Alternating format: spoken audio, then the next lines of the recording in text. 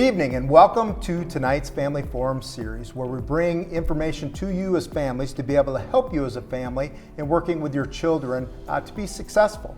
And we do this in partnership with Avera, and we're grateful for Avera and their information that they share with us. And tonight's topic is healthy mind, healthy bodies. And we really want to go through and talk quite a bit about the importance of mental health and physical health. And we have a great panel with us this evening, so we will go in and have them introduce themselves right away here, and then we'll get started into tonight's discussion. We'll start on the side here and let you introduce. My name's Chuck Heyer. I'm a recreational therapist. I have been for quite a long time. Done a lot of work in physical rehab for several years, and then been in mental health for about the last 15 years. My name's Heather Bryson. I'm also a certified recreational therapist and work at Avera Behavioral Health in mental health inpatient side for over 20 years. My name's Jeff Tobin. I'm a physical education teacher and coach at Washington High School. I'm Molly Satter. I'm the health services coordinator for the Sioux Falls School District and have been here for 13 years. And so thank you, and we appreciate our panel being here with us this evening as we go through and talk more about the physical health and mental health. And so really a topic that has caught a lot of attention lately as we go through and some of the statistics that are out there, just saying that 1 in 10 of our kids really suffer from mental health, and there's a crisis within our area. And also the physical well-being of our kids. So we're going to get started here right away this evening and just talk some about the physical and mental health. We'll start on the physical aspect of that. And Jeff, if you can start a little bit for this and just talk a little bit about the importance of physical health for our kids. Yeah, so I mean, when simply put, I feel like it's an imperative topic just because our physical health is so important for our overall health and what it does. And so looking at things like our brain health and how physical health and movement improves our brain health, our bodies were made to move. And there's a reason why when we lead a sedentary lifestyle, we feel lethargic, we feel out of it, we just don't feel good. So getting up, getting active, improving our brain health, improving our bone and our muscle strength, improving our coordination and the skills at whatever we choose to be active in.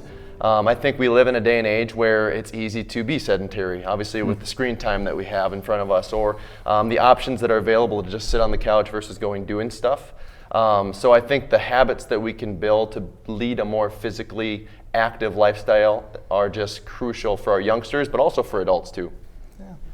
Some of the experiences you guys have had in your work with Avera and looking at some of these areas.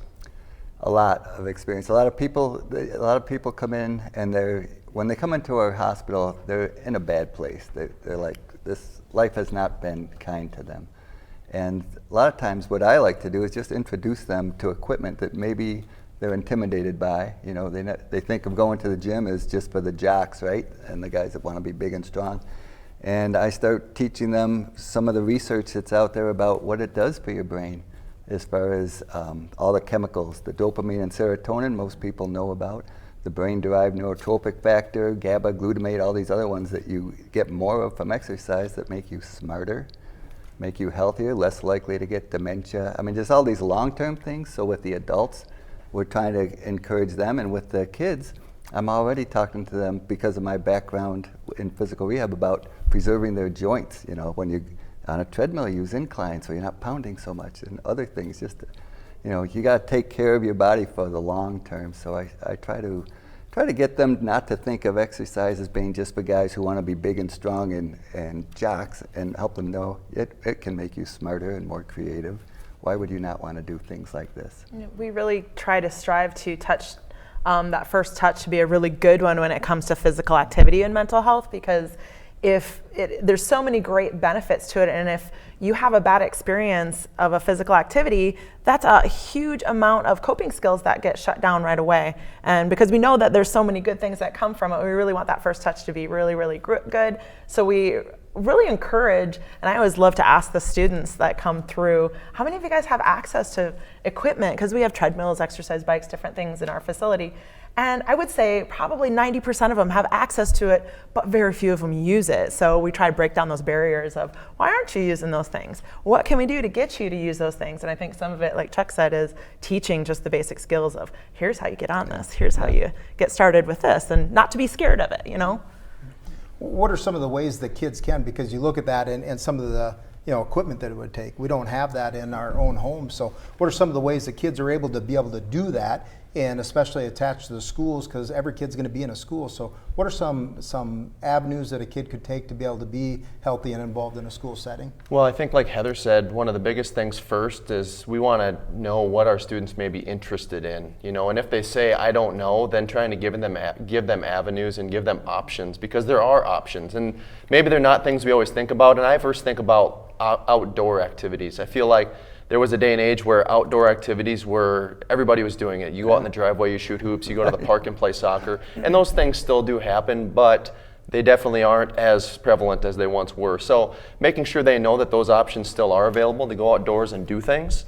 Go ride a bike, go for a walk, go be with friends outside. And then as far as indoor activities, there are so many things now that are accessible when it comes to just going on YouTube and looking up a home workout. Maybe it's 10 minutes, 15 minutes. It doesn't have to be anything, like you said, it doesn't have to be going to a gym and getting big or anything like that. It can be just something simple to get your heart rate elevated at home.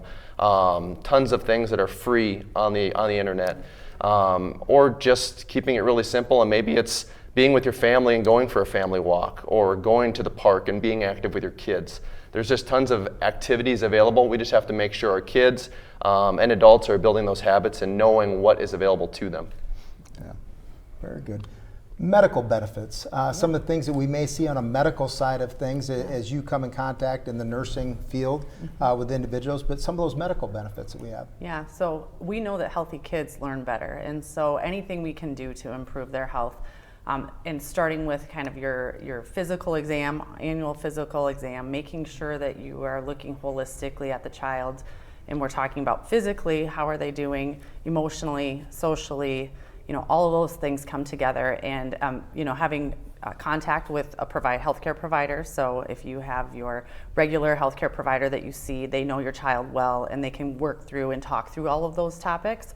At an annual physical to make sure they're in optimal health so that they can go out and do all of these great things. So, yeah.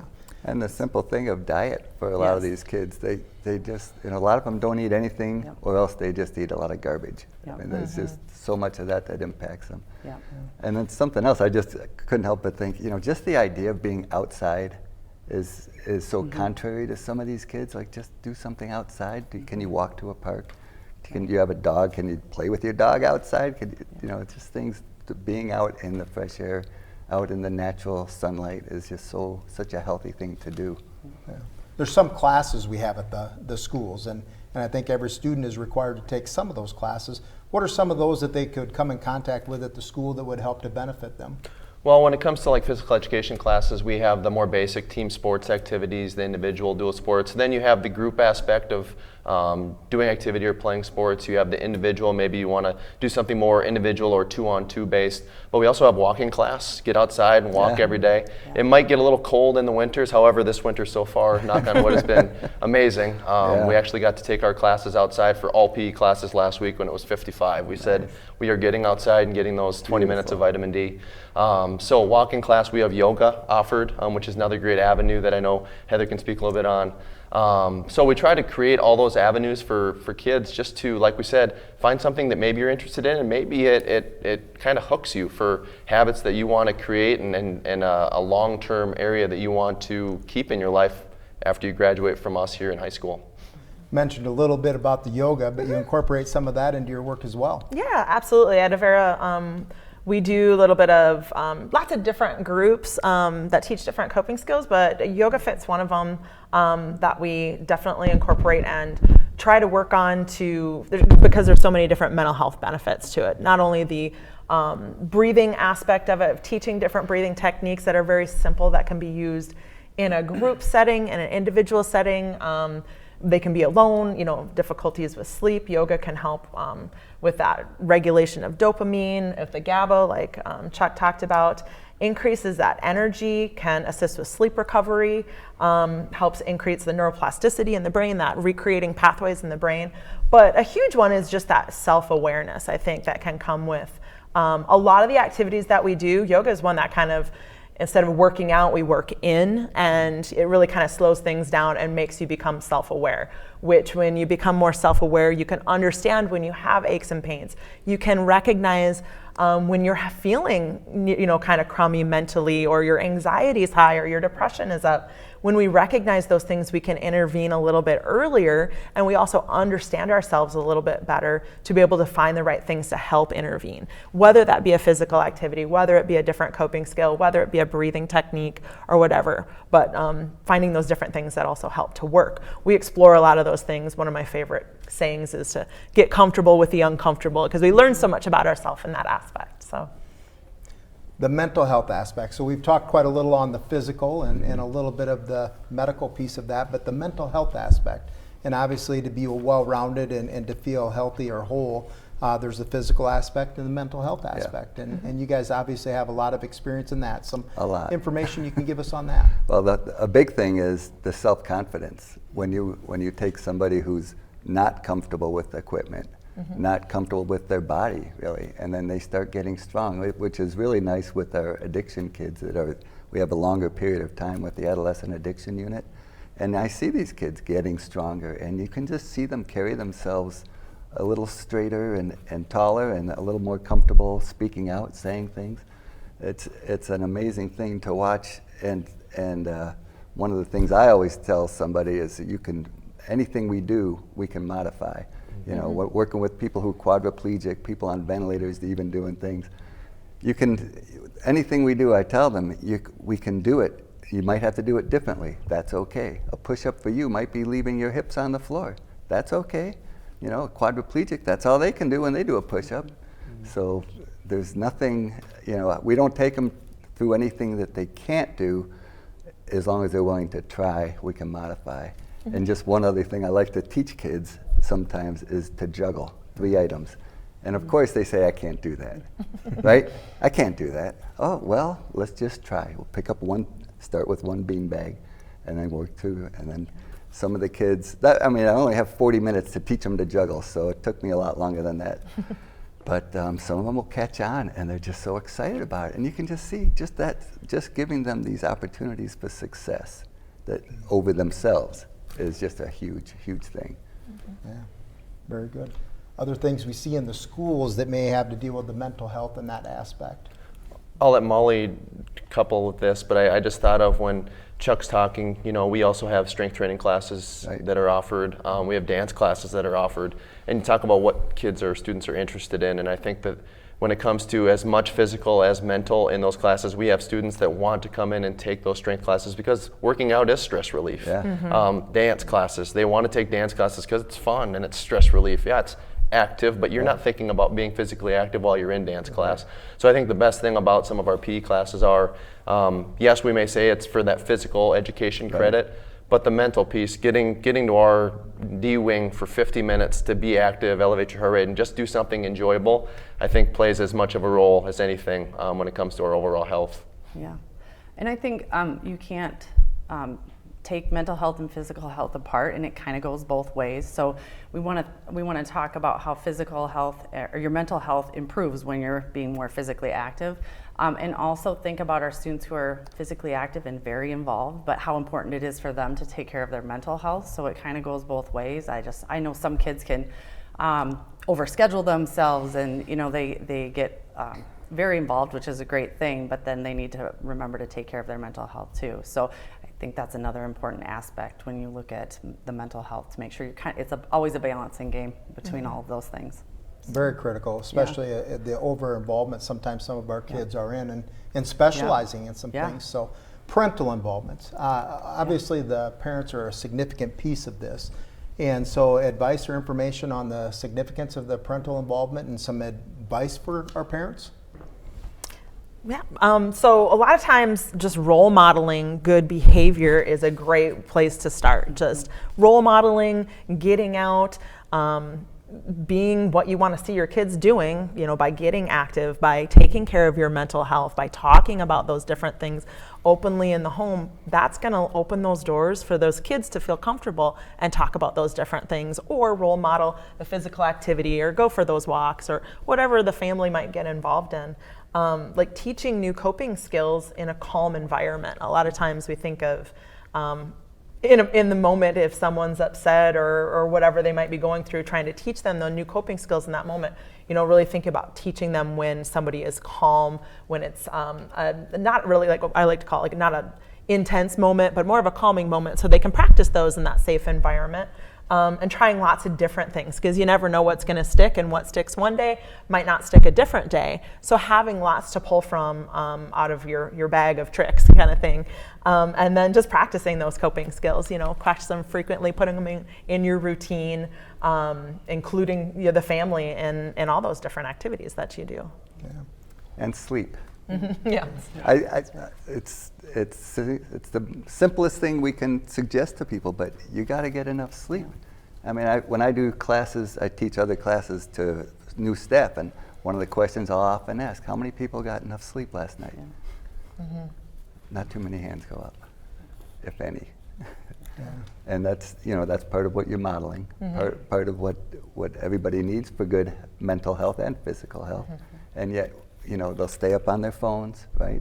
They'll stay up doing something online, playing their games, parents and children, and that's could be some good modeling. Just mm-hmm. We're shutting everything down, turn off the internet, turn off the modem, go to bed.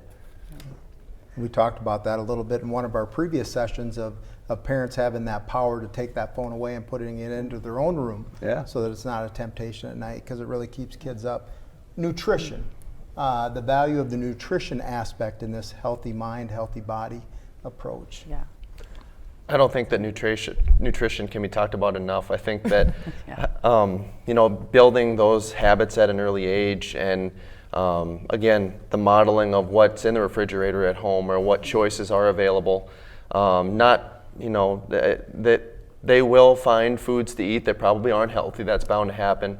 But just getting those core, dense nutrients in every single day, making healthier choices when it comes to the drinks that we're drinking instead of energy drinks. What can I drink? Mm-hmm. Some of the things that we see trying to be brought into our buildings or eaten at lunch. Yeah. It's scary, and I can't say that I haven't had a bad meal here or there too. But simply just trying to make healthier choices, and it doesn't have to be drastic changes. It can be just little choices here and there to try better things to put into our bodies. I think one of the huge things too is the self-awareness. When we bring self-awareness to it, it's not necessarily the parent or me or whoever saying you need to do this. It's how do you feel? Yeah, you had that energy drink, or you ate that. How do you feel now? And then it's self-driven a little bit more, and it's not from the outside environment. It's from the internal environment, which is way more motivating than somebody else telling me what to do. Especially for our kiddos. So. Yeah.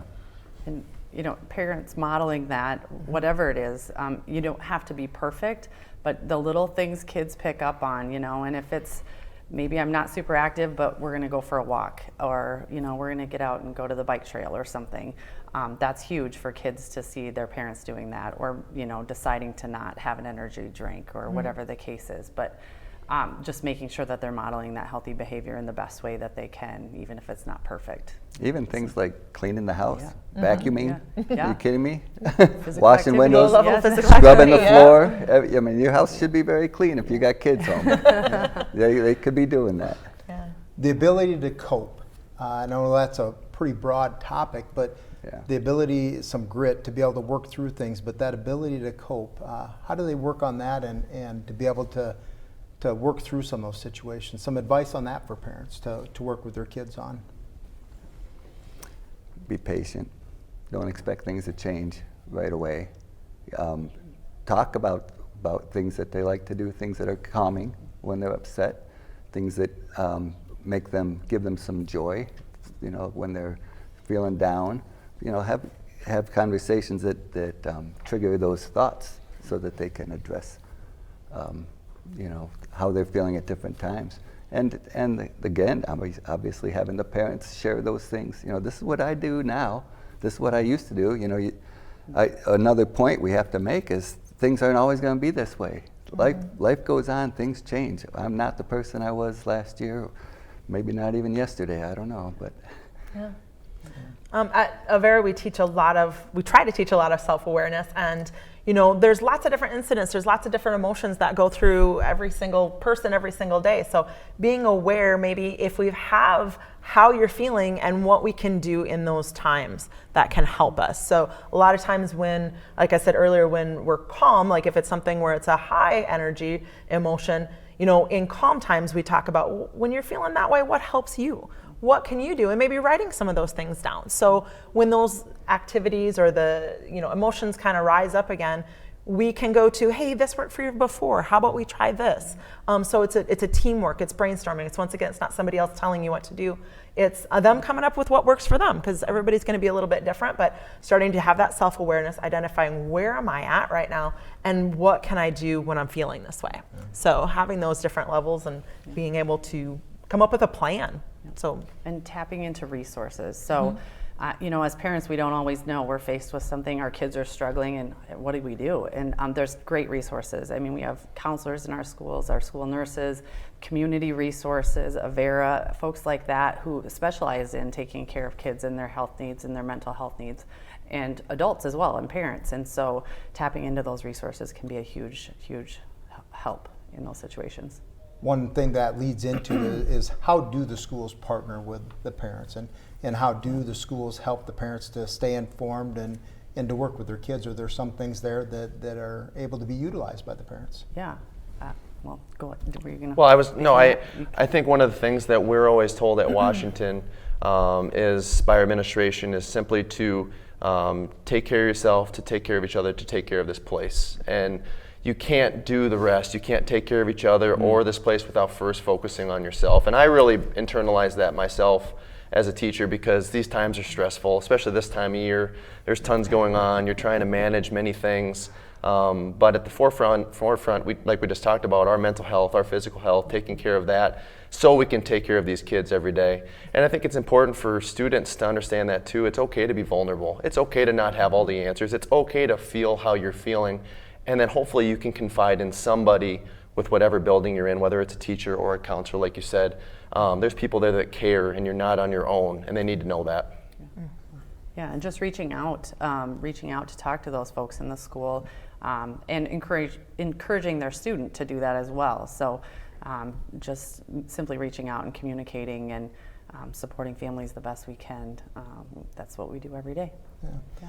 We're coming close to the end of our time here, but just any final thoughts on for our parents or our viewers on that importance of the healthy mind and healthy body, those two things combined. And I don't know if we want to start over here. Well, I just was thinking of something Jeff just said, and when you don't have the answer and somebody's asking me a question, like I might start off a group and give all kinds of information. They ask a question, I got the answer, but then somebody will ask me something that I don't have the answer. So, I don't know. I'll look it up. I'll pull out our iPad and start looking at things, and then talk about, what are resources we can trust when we look things up online. What do we look for? .edu or something, that an organization that we know is established. And everybody's got information on getting strong and fit, right? I mean, there's a zillion different websites or whatever. But look for people that are doing research that can show you, the research that they've done to establish these points of view, these opinions that they have. Yeah, I just think as parents, if you really work on taking care of yourself, not only does that role model for your kiddos, but you're also going to be feeling better, so you can be there to help your kiddos too. So, which trickles down into them feeling better and them getting moving and feeling mentally better and physically better. I think that for people that may be watching this or parents that may see this, our district does a great job of providing resources at a larger scale and across the board, so that no family should feel like they are on an island. And so just encouragement to reach out and start in the school, start in your building of what you may be feeling as a family and what you may need, or reach out for recommendations as to what are simple steps we can take in our house to lead a healthier lifestyle, mentally, physically, nutritionally, whatever it may be, because those steps are there, and we will do whatever we can to help in those situations. Yeah, and I think just knowing that everyone goes through tough times and everyone struggles. And so normalize that, and what are our resources? How are we going to cope? What kind of coping skills are we going to have? And who are we going to reach out to when we need help? And hopefully they know that we are here to help them in those situations. Can I ask a quick question? Absolutely. Any of your parents, can they like email you guys? Everybody's got their Absolutely. email, right? Absolutely. That's something I just told my daughter. She's got kids in school. I said, you know, I've always had good luck emailing the teachers. If I have a question, it's like you don't have to wait for parent-teacher conferences. Send them an email, and you'll probably get a response pretty quickly. Then you're more in tune with what's going on with your kid at school if there's that communication. Absolutely. Well, we thank you and appreciate you joining in with us again for the Family Forum Series. We appreciate our partners from Avera and the great support that they've given us and information just to help you as families and our representatives from the school district as well. And I encourage you to watch the Family Forum Series. It'll come the third Tuesday of every month. We provide a new series. And also a great point that was there, if you do have any questions, make sure you contact your school. The school will absolutely help you. If it's something with mental health, we have counselors on site there. If it's something more significant, we will obviously partner with our community partners, such as Avera, to be able to reach out and provide you those services. So at any point in time, feel welcome to contact the school. We'll get you those services that you need, and we'll provide that for you. So again, thank you for joining us. We appreciate it, and have a good evening.